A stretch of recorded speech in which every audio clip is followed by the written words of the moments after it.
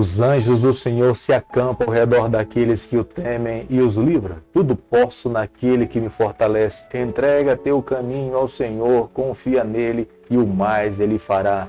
Fui moço e agora sou velho, mas jamais vi um justo na sua descendência mendigar o pão. Querido amigo, muito bom dia. Com a bênção, com a graça de Deus, nessa manhã nós começamos mais um dia. Colocamos nas mãos do nosso Deus toda a nossa ansiedade, todos os nossos problemas. Eu não sei se nessa manhã você acordou conturbado, com alguma luta, alguma batalha, alguma dificuldade. Coloca nas mãos desse Deus. Ele pode todas as coisas. Tudo posso naquele que me fortalece. Em Cristo nós podemos todas as coisas. Cada dia nesse canal nós estudamos um capítulo da Palavra do Senhor. E nessa manhã vou convidar você a ter nas mãos, a abrir a Palavra de Deus no livro de João, capítulo 5, o versículo 1 e o versículo 2. Passadas essas coisas, havia uma festa de judeus e Jesus subiu para Jerusalém. Ora, existe ali junto à porta das ovelhas um tanque chamado a hebraico Betsada, o qual tem 5 pavilhões. Nós precisamos a cada dia aprender com Cristo como é que nós podemos atrair as pessoas para o reino celestial. Sobre os nossos ombros está uma responsabilidade que Jesus deu aos seus discípulos e de por todo o mundo anunciar o evangelho a toda criatura. Quem crer e for batizado será salvo. Mas Jesus era um especialista. Jesus veio aqui a essa terra nos ensinar como é que nós podemos alcançar outras pessoas para o reino. Nós sabemos que a obra evangelística sem o Espírito Santo não alcançará nenhum resultado, mas nós precisamos sim nos colocarmos nas mãos do Espírito e usarmos os nossos dons para alcançarmos as pessoas que ainda não conhecem Jesus. Por isso que quando nós vamos na padaria, embora nós vamos comprar o pão, mas o nosso objetivo principal deve ser o padeiro. Quando nós vamos no posto abastecer o nosso carro, nós vamos sim colocar gasolina, mas o nosso objetivo principal ali é o frentista, é aquela pessoa que não conhece Jesus, e nós temos que falar, testemunhar de Jesus Cristo para que essas pessoas possam colocar-se nas mãos do Senhor e viver uma nova vida. Como nós podemos observar no versículo 1 do capítulo que nós estamos estudando nessa manhã, a festa mencionada por João possivelmente tenha sido a festa da Páscoa, no ano 29 depois de Cristo. O ministério de Jesus na Judéia durou por volta de 1 ano e meio. Depois Jesus teve que se afastar da Galileia. Há uma grande discussão onde de fato estava localizado esse tanque de Betesda. Mas nós temos uma compreensão que esse tanque estava localizado próximo à igreja de Santa Ana, ao norte da Via Dolorosa. Esse tanque existe até hoje. Ele mede em torno de 16 metros de comprimento por 3,5 de profundidade. Ele está abaixo do nível do solo. As pessoas que entrassem naquela água, havia uma tradição que dizia que eles recebiam uma cura. São João capítulo 5, versículo 4, a Bíblia diz o seguinte: esperando que se movesse a água, porquanto um anjo descia em certo tempo agitando-a, e o primeiro que entrava no tanque, uma vez agitada a água, sarava de qualquer doença que tivesse. Era uma expectativa que todos aqueles enfermos que estavam ao redor daquele tanque criavam no seu coração. Era uma cultura estabelecida pelas pessoas daquela época, quando as águas se agitavam, e eles acreditavam que essas águas eram agitadas pelo anjo. Quando eles entravam nessa água, qualquer enfermidade que alguém tivesse, ele estaria curado. Ali estava um homem muito enfermo há 8 anos e ele fisicamente estava debilitado. Muitas pessoas ficavam ao redor daquele tanque na expectativa, esperando o momento. Quando eles viam as águas serem agitadas, eles atropelavam umas às outras com o objetivo de ser o primeiro a entrar para encontrar a cura. Mas Jesus, olhando aquele homem que estava há 8 anos enfermo, ele sabia que aquele homem não tinha a menor possibilidade de correr e estar à frente dos outros enfermos para ser o primeiro a entrar no tanque de Betesda. Jesus então se volta para aquele homem enfermo e pergunta para ele: queres ser curado?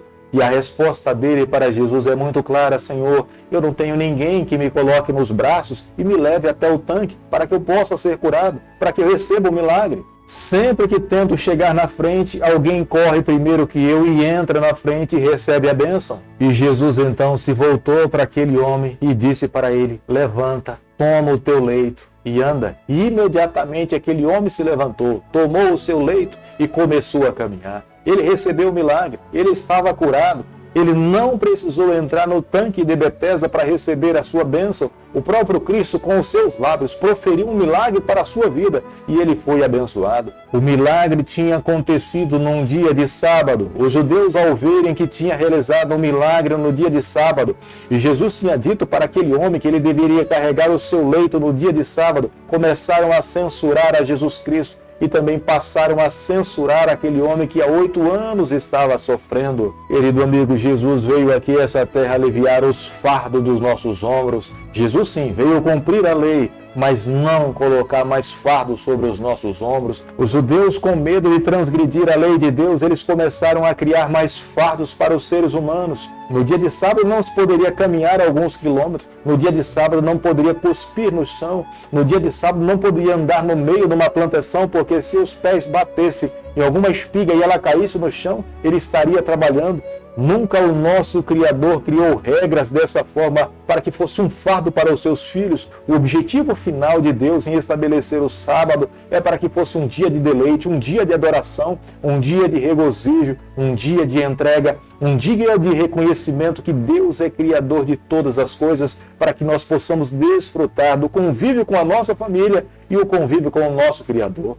São João capítulo 5, versículo 24, a Bíblia diz o seguinte: em verdade vos digo, quem ouve a minha palavra e crê naquele que me enviou tem a vida eterna. Não entra em juízo, mas passou da morte para a vida.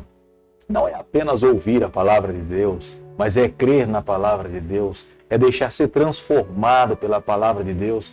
Jesus veio aqui a essa terra pregar e mostrar a verdade do reino celestial, mas muitas pessoas ouviram as palavras de Jesus, mas não creram em Jesus, não deixaram ser transformados pelas palavras de Jesus, e as pessoas que ouviram e não foram transformadas, elas não foram salvas. É necessário crer, é necessário ouvir, mas é necessário também deixar ser movido por essa palavra. Todo aquele que um dia estará com Cristo eternamente, hoje, agora, nessa terra, ele recebeu o reino no seu coração, ele aceitou a Jesus, ele quer viver de acordo com a palavra do Senhor, ele entende que a sua vida nessa terra é uma preparação para a vida por vir. Embora os líderes daquela época estudassem a palavra de Deus e estivessem com o Antigo Testamento nas mãos, todos os ensinamentos de Moisés, mas eles não conseguiram entender, enxergar que Jesus era o seu Salvador. Os seus olhos estavam voltados para outras leis, para as tradições, para a cultura daquele período e perderam a essência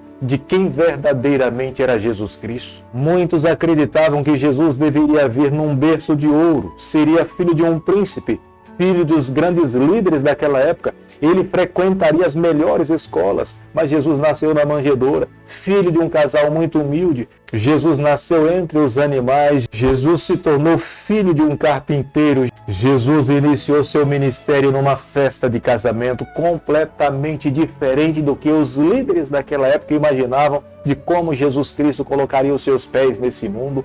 Hoje, eu e você, nós precisamos estar abertos para ouvir e entender a palavra de Deus. Nós precisamos aceitar a palavra de Deus como ela de fato é. Nós não podemos fechar o nosso coração para as verdades que o Espírito Santo mostra para cada um de nós. Para Jesus Cristo, o Antigo Testamento tinha muito valor. São João capítulo 5, versículo 39, a Bíblia diz o seguinte: examinai as Escrituras, porque julgais ter nelas a vida eterna, e são elas mesmas que testificam de mim.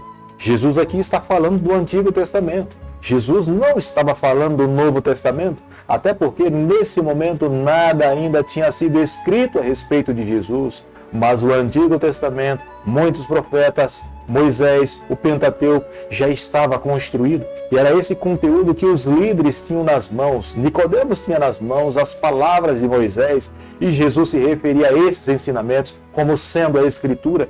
E era necessário que cada pessoa que quisesse receber a vida eterna cresce nessa palavra, vivesse em harmonia com esses ensinamentos para um dia estar ao lado de Deus eternamente. Querido amigo, não é diferente para mim e para você hoje. Nós precisamos amar a palavra do Senhor. Nós precisamos entregar o nosso coração nas mãos de Deus. Aquele que aceita a palavra de Deus como ela é, está recebendo a voz de Deus a falar ao seu coração. Querido Pai, em Tuas mãos nessa manhã nós nos colocamos. Queremos a cada dia ser praticantes da Tua palavra. Fica ao nosso lado, nos conceda forças constantemente. É o que nós pedimos, é o que nós oramos e fazemos em nome de Jesus. Que o Senhor te abençoe e te guarde. Que Ele faça resplandecer o seu rosto sobre você. Que Ele tenha misericórdia de você. Que sobre você nessa manhã Ele levante seu rosto e conceda a sua paz em nome de Jesus. Amém.